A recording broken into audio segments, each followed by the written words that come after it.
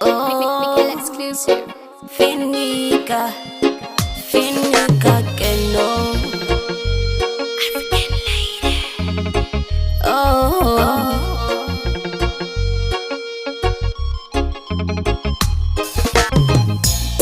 Zilipohama zakatisia, moyo unavimba, asidai zaidhira,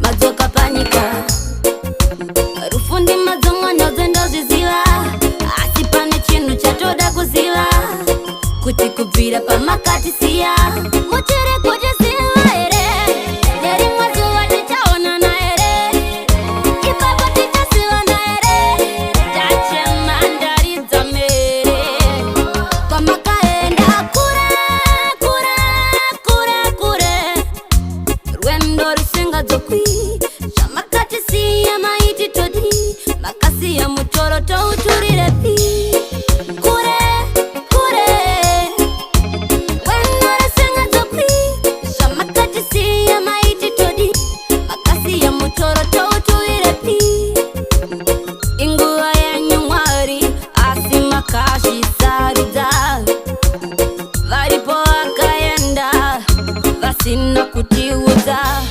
vaitodao kurarama, rima ndo kuramba, shakaramba, ati china mazano, pamwe tichaonana, tofara, tofara, tofara, tofara, hey, hey. Zilipohama zakatisia, moyo unavimba, asidai zaidhira,